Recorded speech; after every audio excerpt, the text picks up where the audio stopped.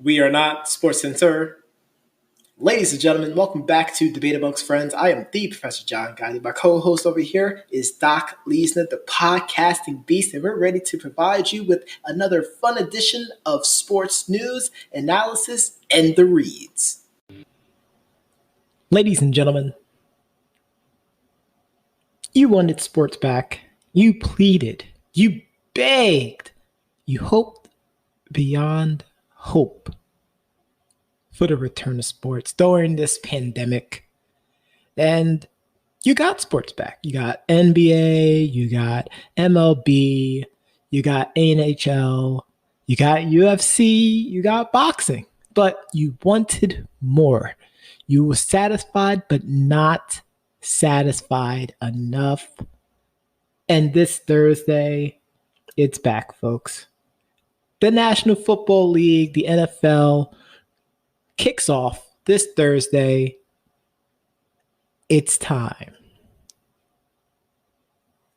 The reigning, defending, undisputed National Football League champions of the world, the Kansas City Chiefs, will host the Houston Texans, 7 p.m. Eastern Standard Time on NBC this Thursday to kick off the 101st NFL season. This should be a pretty fun game. I guess the storyline heading into this, maybe not for us, not for Doc and Prof at least, but probably starting on Wednesday, people are going to start talking about what happened during the playoffs last season, and how essentially the Texans squandered their lead. But I'm happy to see the NFL come back. They went into details on how they were looking to take the necessary precautions. Their latest report for COVID analysis only returned 8 positive cases. Of course, they did not release those names. Speaking of which, shout outs to Oklahoma University for not wanting to reveal any more data for their COVID stuff, which, that's going to turn out well. Good job, Lincoln Riley.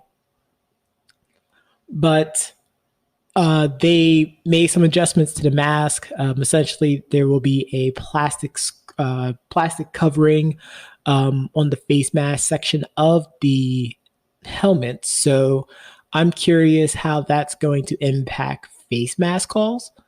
And I'm also curious how many players will actually have those particular masks on. So that should be fun to see. Of course, this week also, many people are getting their fantasy team together.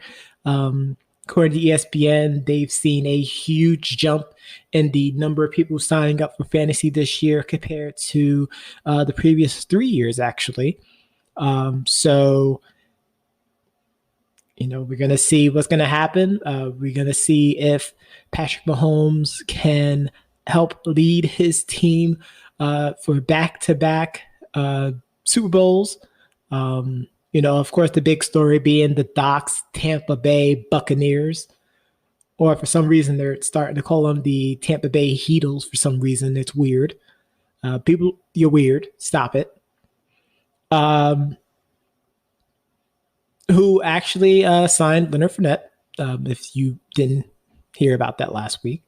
And I think he'll probably be the featured back. I think Shady McCoy might be the third back, and Ronald Darby might be the backup. Doc mentioned off the podcast, actually, they might look to do what the Giants did back when Eli and the crew got their first Super Bowl, where they had a 3-back set, which is apropos because that's kind of what the Rams are planning to do for their matchup against the Cowboys for week 1. So that should be interesting to see whether or not that's going to help them out, especially since they don't have their star back anymore. So I guess this is a matter of, since there really aren't any preseason, that we're going straight to week one. This is a great way for them to get a feel on how the backs produce. This is also a prove it season for many of talents. We talked about those who have those played for contracts. Leonard Fournette, one of them, Cam Newton's another. But this could be the final ride for a lot of teams and the current personnel that they currently have. And changes may be coming. So I can't wait to see it. I can't wait to hear what Doc have to say after the first week of football is over. And of course, we'll be here to give you all of our analysis for it right here. But we're going to take a quick break and we'll be right back with more Debate Amongst Friends right after this. And we're back, ladies and gentlemen. Let's hit the hardwood. Let's talk some basketball because a lot has happened, but not as much as you think. So let's start with this series, Toronto and Boston. Toronto, I don't want to say they got exposed because they didn't. Toronto looks done. And it's weird because they had a first round sweep, but in this series, they just don't look like the same Hungry Rockets during the regular season. It's like they just completely run out of gas. They are down 3-2 to the Celtics, and you would think, well, it's 3-2. They lost their previous game, game 5, 111 to 89. Maybe they're just a little bit tired and they're going to come back and fighting. I initially told Doc that this game could go 7. My brain is telling me it could still go 7, but my gut is telling me it might be over next game, which would be on Wednesday. Watching this game, and it's mainly just there was no one in the front court for the Raptors that are really showing up. And it may show it in the stats. And I don't want to take anything away from the Raptors, but I'm looking at everything else. And this is where, stats aren't just everything. You have to look at how they're. You have to look at the eye test as well. And in this series, it just looks like the Celtics just wants it way more than the Raptors. It feels like the Raptors, for a good chunk of the game, for game 5, which is kind of coasting, which is kind of scary, especially since they were down 3. They were down without a down 3-2, but it was 2-2. But it was just like they was coasting, and then all of a sudden they just start, pushing the envelope more to make it look like a game. And then suddenly, in the second half, they just lost it. They just lost it. It was really, really, really bad. And I don't usually try to say that, but I think that series might be over. Doc may or may not agree with me. I think he did say 6, so he would be right. But I think the Raptors, and I believe Serge Ibaka is currently on a walking boot, so I don't even know if he's actually going to be able to play tomorrow, but on Wednesday. But we'll see. We'll see what the injury report have to say about that. But it just looks like they just had no answer for Jaylen Brown. They had no answers for Jason Tatum, who had a much better game compared to game 4. Jaylen Brown has been like the X factor in this series. Jaylen Brown has been awesome, and Daniel Theis is a grown man. His defensive effort, and of course it doesn't show in the stats, but his ability to cause havoc in the paint from a defensive standpoint has been paramount for the Celtics team. So I give massive kudos to the coach. I mean, I don't know what to say there. Uh, Raptors, I appreciate everything that you've done this season. You definitely, told a lot of, you definitely proven wrong a lot of naysayers about you. Not only did you make it up to the second seed in the Eastern Conference after people thought that you would be a lottery team, but you swept the first round. I hope that you can make it a better game for Game 6. But if you play anywhere near the way that you played in Game 5, this series is over. Speaking of Game 5s, we do have the Game 5 coming up this evening. The Bucks and the Miami Heat. I did get word that Giannis Antetokounmpo will not be playing this game. So, of course, the storyline around that is it's over. The Bucks have no way to survive in this series. It's like just wrap it up. All this other stuff about Jimmy Butler, who Jimmy Butler proving a lot of people wrong this year too. And I've been saying this since he left Philadelphia. Probably even before that, but definitely after he left Philadelphia. And I'm just like, why are people saying that he's a diva and all this other stuff about him? Like, did you talk to him? I don't think people are talking to him. I think they're just making assumptions and are spewing it out like it's facts, which is probably the most wrong thing to do. To be honest with you. But, Jimmy Butler, Tyler Hero, Kendrick Nunn, Bam Adebayo. I mean, those boys are hungry. Gordon Dragic, like they're hungry. This is a hungry group of young players whom, for the most part, it's been either cast aside or really probably wouldn't have gotten much of a chance, and they're showing it on a big stage, and I'm happy to see that. The one thing that we want to see in these playoffs isn't just the superstars, and a lot of people want to see their favorite players and whatnot, but the main thing that we do want to see in these playoffs is we want to see new superstars being born. Because that's where the magic is, folks. To be able to see them be manifesting within themselves and showing it out on that big stage. Like, that's what the playoffs is all about. Like, yes, you do have, box office names, as that pissant Stephen A. Smith like to say all the time.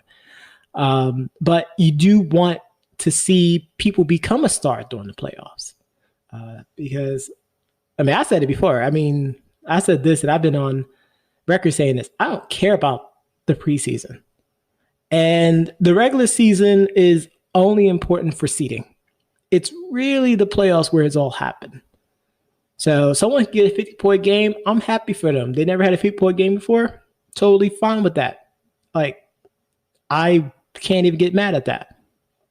But if you didn't make the playoffs, I'm not going to talk about, well, remember when such and such got that 50-point game in game 5 of the regular season? Like, no one's going to care about that anymore. The Clippers and the Nuggets series. So this is a tale of, what's the right analogy for this? This is a series of give and go. For those who play basketball, give and go. The Nuggets are giving the Clippers a chance to hit that switch, as people like to call it. And I don't like using that phrase. I don't like saying, well, this team, flipped the switch. But they're giving them a chance to basically go, well, this game is starting to get out of control. We need to regain control about this. Regain control and overtake this. That's essentially what happened for game 3. Denver's been doing what Denver's been doing. We did have a massive Joker sighting. Joker was causing a lot of havoc. But, it's like I said, the Clippers, they have problems consistently scoring. And I think, I want to say it was B-Boy Breakdown, I believe it was. I think it was. And if it's not, I apologize, because I do like to get all my references correct. but I believe B-Ball Breakdown mentioned that that's one of their Achilles heel is the lack of consistent scoring.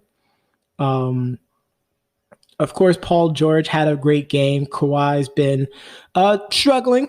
He's been struggling, but I mean, it's only a matter of time for him to get that jump shot coming back.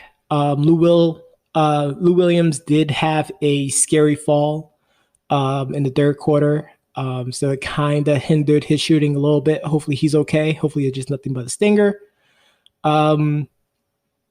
But for some reason, it's like the Clippers are, I don't want to say playing down to their competition because the Nuggets are really, really good and the Nuggets can shock the system and overtake this series at any time. But it's like the Clippers are just, I guess, poking around until they get that jolt to finally become a good team. I mean, defensively, once they decided to hunker down, they hunkered down. And that was the end of it. Like, there was Denver couldn't buy a bucket. And of course, people are going to talk about what happened. Patrick Beverley calling out Jokic about his quote unquote flailing. I don't care about that. What I care about is the amount of free throws between the two teams were interesting to say the least. The free throw percentages from both teams been pretty average, I guess. A lot of them are actually shooting lower than what they're used to shooting in the playoffs, in the regular season. But their next game, game 4, is Wednesday. I don't even know who's going to win this game. I'm going to say the Clippers, but that's only if they decide to wake up and start playing like a real team. But we'll see. The last series coming up later on tonight in the nightcap, the Lakers and the Houston Rockets. Of course, everyone were lording over the Houston Rockets, but they're really just getting on the Lakers for them losing game 1. And I told Doc, Lakers are going to win game 2. I don't know why people are bugging. Because that was not going to happen. Because of all the public scrutiny. So, Lakers won that game. But actually, Doc actually mentioned this. Yeah, they lost the game, but they didn't lose it as wide of a margin as you would assume, And I agree with him. I think the Lakers definitely should have won by a much bigger margin based off of how the pace of play was going. But them two, I don't know what's up with them. They are running sets with essentially 3 7-footers. I don't know why they continue to try to shoot jump shots. And I would run a very heavy 2000 era Lakers type offense where you run it through the block. But that's just me. But I am going to say, Houston may win this one because all the scrutiny against Russell Westbrook following game 2. I mean, people were saying that Westbrook is the reason why they're losing, and they're saying that he's the problem in all this, like really making him the antagonist. So I think he's going to come out and have a really, really good game and just cause a lot of havoc for them. Yeah, I think that's everything I have to say about the playoffs. Of course, I've already mentioned John is not going to be able to play for game 5 with the ankle injury. We hope that he gets better soon.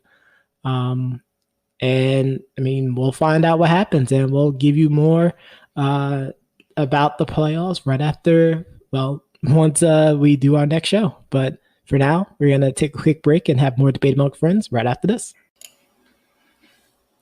Colin Kaepernick. There was a article that came out a few days ago from Bleacher Report that was talking about the. So we're gonna rewind back the clock a little bit, and this was around the time that people were reporting that NFL teams had high interest in free agent quarterback Colin Kaepernick. Everyone remember this. This was a huge thing. People kept saying, well, now they're doing the right thing, and, we're applauding them for finally deciding to, not quote unquote blackball him. Of course, the naysayers was talking about how much he was just trying to get starters money and all this other stuff. Well, Mike Florio from Pro Football Talk was talking about how there were fake interest. And of course, this was immediately after the George Floyd death. But he said it was mainly out of guilt. And Doc talked about this. And I really wish Doc was on the show this week. But of course, he's not, because unfortunately he had someone within the family passing. So definitely, I'll keep his condolences out there. But he mentioned how the lack of integrity in these initial reports about Mr. Kaepernick coming back into the league. And now it's starting to show. Someone on the inside is relating to now the public about how this was interest based off the situation and not because of the immediate need of the team.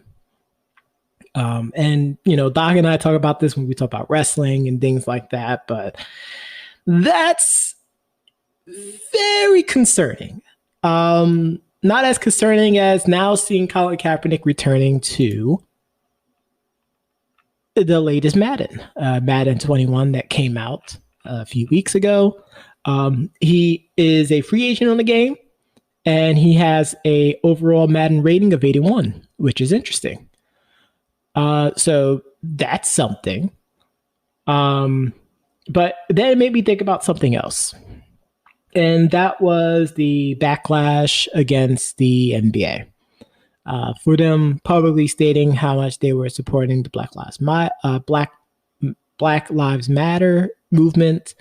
And of course, putting on the floor and having the jerseys, the customized jerseys and things like that. So now I'm curious because for the longest, I've been checking Twitter, I've been checking Facebook, I've been checking Instagram. And all I've been reading is, man, I can't wait for football to come back. Man, I can't wait for football to come back. And someone would reply back saying, well, what about the NBA? Oh, well, I can't watch the NBA because of the things that they've been doing to support this movement. So riddle me this, Batman. What happens when the NFL does the same thing? Roger Goodell stated that he is going to start taking efforts to show the support for the Black Lives Matter movement. So does that mean you won't be watching football as well? Rhetorical question. You don't need to answer it. But wanted to take this quick 3 to 5 minutes to speak on that real quickly, because of course that was one of the main stories that came out today about Colin Kaepernick. So it just made me think about that. So remember, right back. I'm going to do a quick 2-minute drill right after this. Ladies and gentlemen, we're going to take this time to do what we call the 2-minute morning, where we talk about stories that we normally wouldn't talk about during the show, but we want to do it for you. First of all, Doc and I want to give our heavy condolences for MLB Hall of Famer Lou Brock, who passed away this week. He was a 6-time All-Star, 2-time World Series champion. He is pretty much on top of the list for career stolen bases at 938, 3,023 career hits, and he was a first ballot Hall of Famer. Adrian Peterson got waived from the Washington football team. You got to be careful with that name now. And he was signed to play with the Detroit Lions. There were a lot of different signings that happened, but we're just going to talk about the main ones. Camwood Hayward signed a 4-year extension that's worth $75.1 million. New Arizona Cardinals acquisition DeAndre Hopkins agreed to a 2-year, $54.5 million extension that includes $42.75 million guaranteed, which is great for the Cardinals. And I believe there was one more, actually. Oh, yes. And former Dolphins QB Josh Rosen signed to the Tampa Bay Buccaneers to their practice squad. And thank you very much for tuning in to today's episode of Debate Amongst Friends. Make sure you tune in next week and every other week as we talk about more sports, more highlights, and the reads.